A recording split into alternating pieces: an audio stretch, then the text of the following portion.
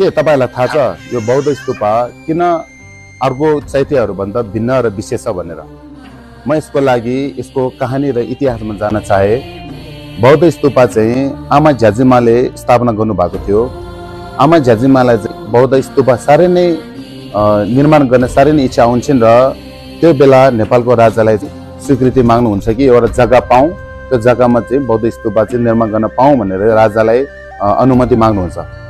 राजाले पनि पुरा हुन्छ त भन्नु हुँदैन, तर पनि हुन सक्छ भनेर मुखबाट चाहिँ खुस्किन्छ अथवा चिप्लिन्छ। त्यही कारणले भोट भाषामा चाहिँ झारुङ खास्योर छोर्देन भनेर नामकरण गरेको छ। झारुङ भनेको चाहिँ हुन सक्छ, खास्योर भनेको चाहिँ खुस्किनु र छोर्देन भनेको चाहिँ स्तूपा। पछि आमा झ्याजिमाले चैत्य चाहिँ निर्माण गर्नुहुन्छ र आधा भाग सकिएपछि आमा चाहिँ बित्नुहुन्छ।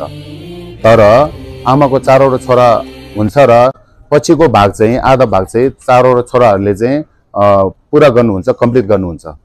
सबै कम्प्लिट भइसकेपछि चारवटा छोराहरू चाहिँ पूजापाठ सबै गरिसकेपछि चारवटा छोरा स्तूपको नजिकै बसेर चाहिँ प्रार्थना गर्नुहुन्छ।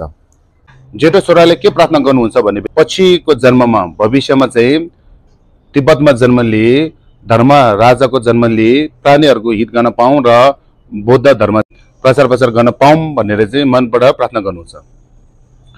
त्यो प्रार्थना दोस्रो छोराले सुन्छ र उनीहरूले के प्रार्थना गर्छ भने चाहिँ दाइले चाहिँ बौद्ध धर्मको प्रचार प्रसार गर्ने बेलामा पनि प्रधानमन्त्रीको रूपमा जन्म लिएर दाइलाई सहयोग गरेर चाहिँ प्राणीहरूको चाहिँ हित गर्न पाऊँ भनेर चाहिँ मन्त्रीकी प्रार्थना गर्नुहुन्छ। र तेस्रो छोराले के प्रार्थना गर्छ भनेपछि भविष्यमा चाहिँ एउटा भिक्षुको रूपमा जन्म लिए, पछि तिब्बतमा गएर धर्म चाहिँ प्रचार गर्न, बुद्ध धर्म चाहिँ प्रचार गर्न पाऊँ भनेर चाहिँ प्रार्थना गर्छ। र चौथो यानि कान्छो छोराले के प्रार्थना गर्छ भने चाहिँ तिब्बतमा यदि धर्ममा बाधाहरू आयो भने, कष्टहरू आयो भने एउटा शक्तिशाली योगीको रूपमा जन्म लिए तिब्बतमा चाहिँ धर्महरू चाहिँ रक्षा गर्न पाऊँ भनेर चाहिँ प्रार्थना गर्नुहुन्छ। त्यसको पछिको जन्ममा जेठो छोरा चाहिँ तिब्बतको सम्राट धर्मराज सोङजेन गम्पोको रूपमा जन्म लिन्छ भने दोस्रो छोरा तिब्बतको प्रधानमन्त्री पेमा घुङसेनको रूपमा जन्म लिन्छ भने तेस्रो छोरा चाहिँ इन्डियाको शान्ति रक्षिता, हामीले तिब्बत भाषाबाट चाहिँ बोट भाषाबाट चाहिँ खिन्चिन शिवाचोको रूपमा जन्म लिए, पछि तिब्बतमा गएर चाहिँ धर्म प्रचार गर्नुहुन्छ, बौद्ध धर्महरू सिकाउनुहुन्छ।